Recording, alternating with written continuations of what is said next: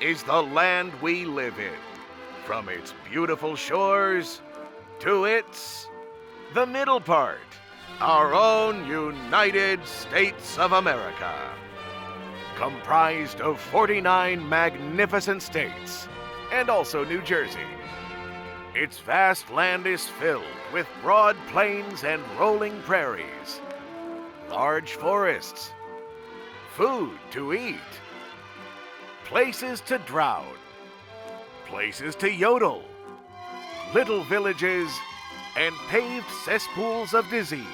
Yes, there's so many things to see and do, and there is one fun way to see them all. The exciting of trains. Look at this long boy. Such a fine lad. That's a nice one, too. Yummy. Have you ever thought about what it takes for millions of people in this great country to travel from one end of the land to the other with speed and convenience? Have you ever marveled at how coal, lumber, and our Army's great killing machines get from one town to another? Or how thousands of consumer products get from where they are made to where they are needed in all parts of the country? No, of course you haven't. Because you only think of yourself, don't you? Selfishly moving throughout your day, preoccupied by only the most basic animalistic thoughts of food, comfort, and lust. Shame on you. Irregardless, trains are an important and interesting mode of transportation. And whether you call them trains, choo-choos, snake monsters, stiff rickies, ground yachts, or chugga-chuggas, these traveling death traps indeed touch all of our lives. To learn the exciting of trains, we're going to visit the rail yards. We're going into railway stations and out along the tracks. We'll take you outside of a train and also inside of one also as well. That way, you can get idea of how to, when you see one of these, you get an idea of just how important trains. When our country was young, long-distance travel required being around horses, an animal that is stupid and no one likes. And so, people didn't travel very much. Then, just a little more than 100 years ago, man defied God's divine creations and invented the sinful train. And like most sinful things, it made life more pleasurable and exciting.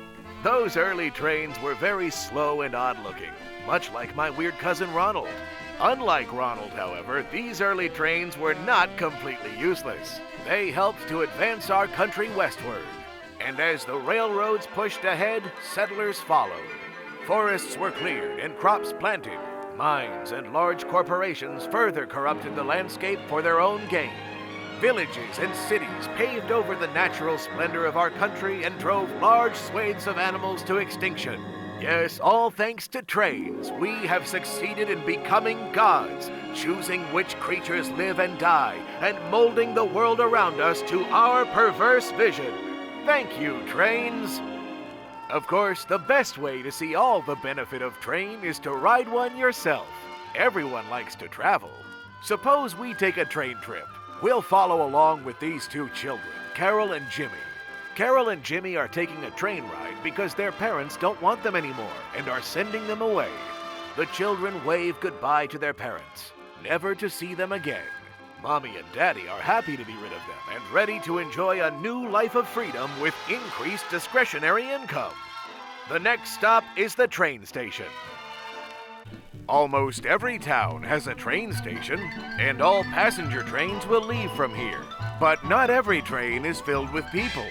This one, for example, is filled with bees. Thousands and thousands of bees just flying around in there. Packages are also transported by trains. Here, such items as clothing, vacuum cleaners, lipsticks, and women's perfume are sorted and shipped to the various mistresses of married husbands all over the country. Rail yard workers ensure that these taboo gifts are shipped safely and discreetly. In many rail yards, trains are also cleaned, removing the filth that builds up from the numerous animals and humans that were hit during the train's previous journey. If salvageable, the meat from these accidents is butchered and loaded into the dining car to be served as meals when the train is on its way.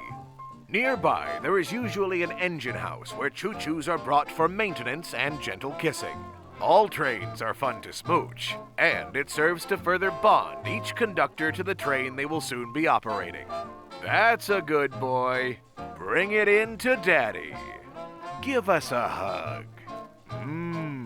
Yes. After a tune-up and soft whispers of affection and encouragement, the train is turned around and prepared for a new journey. Say, we'd better not forget Carol and what's-his-name. Here they are, arriving with plenty of time to buy their tickets, check their baggage, and plead one more time via telephone for their parents to take them back. Sorry, kids, no such luck. The next stop is to buy tickets. The ticket booth operator asks them a few questions. Would you like to be seated in the smoking car? Yes, who doesn't like a smooth puff? What about some drink vouchers to calm the nerves? And perhaps a Quaalude or two to help take the edge off? That's fine. The ticket clerk stamps each ticket with the date on which the ticket is purchased and the date on which the ticket is used. After payment, the cashier stamps some more random papers just for fun. Carol and Johnny are all set now. And just in time, too, because here comes the train. The train signals its arrival with a familiar sound, and from the time the train arrives until the train departs again, there are many things to do. Trunks, luggage, and other items are loaded into the baggage car near the head end of the train. The United States mail is loaded aboard the mail car. Sexual lubricant is applied to the train's exterior to improve aerodynamics.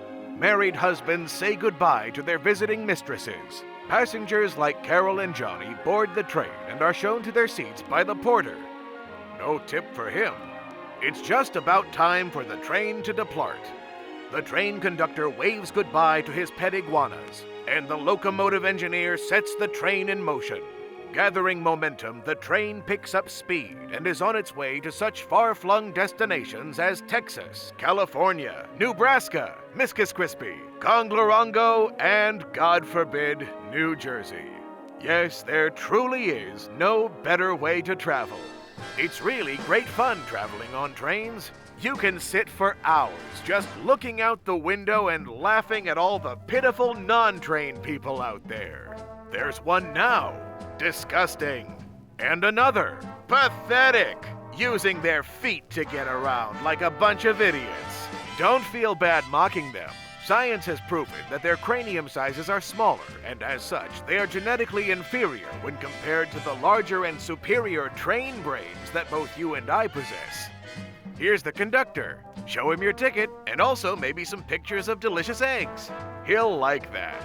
Down in the mail car, workers sort the mail with resentment and petulance. It's a boring, monotonous job, and so they angrily huck each love note or happy birthday greeting into its necessary pile.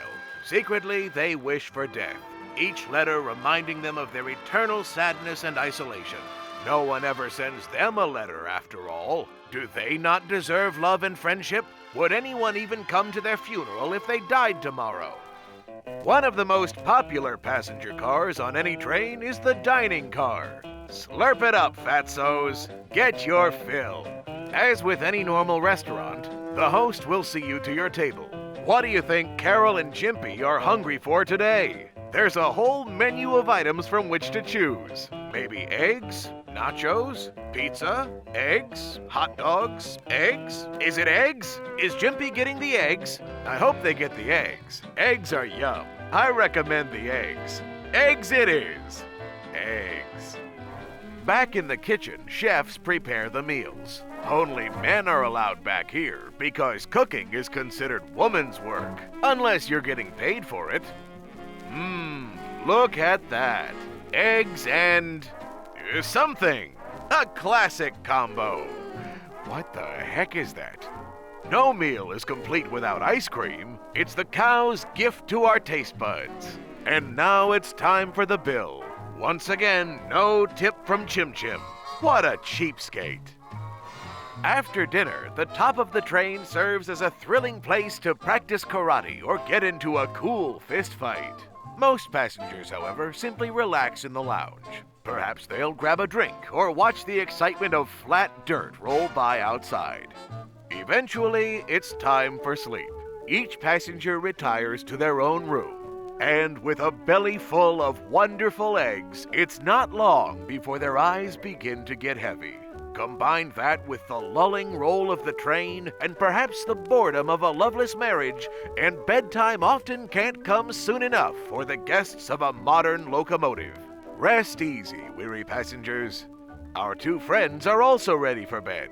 Like good children, they've already brushed their teeth and said their prayers to the callous Christian God that abandoned us long ago.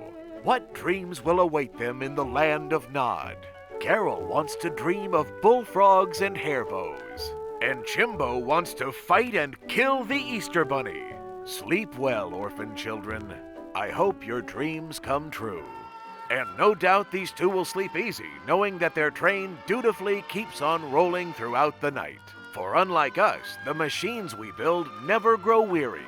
They are constructed from steel and iron and other heavy materials. In comparison, our fleshy, organic bodies are fragile and pathetic. These great machines have the ability to outlast our inferior stamina for weeks and months on end. Moreover, trains don't require breaks to eat meals. They don't stop to use the restroom. And they can't be burned or injured by fire. Also, trains lack the capacity to love, leaving them free from the frivolous distractions of family and human connection. Indeed, all of the imperfections present within the human race are non-existent in the trains and other machines we build. It is a fact that they are superior to us in every way, and one day they will rise up and destroy us all. It is only a matter of time, and it is perfectly natural. For as evolution once toppled the dinosaurs and allowed humanity to flourish, so too will the superior species of human machinery one day reign supreme over this great land. And I, for one, cannot wait for that magnificent new day to come.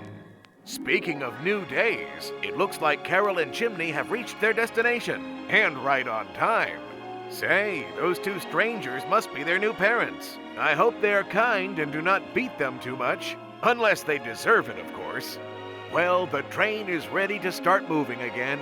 There he goes, pulling out of the station, gathering speed, carrying other passengers, mail, baggage, swarms of bees, perhaps a cursed sword or two, maybe some hats, some delicious eggs, and of course, the excreted poo-poos and pee-pees of all the many passengers who just completed their overnight journeys. I hope you enjoyed your time with us today, and I hope you learned something new. It certainly was a pleasure spending meeting time, and I was talking much. We talked about, I told the story of which about the very excitingness that is the one thing that is very, I want to kiss, trains. Goodbye, friends, and good travels.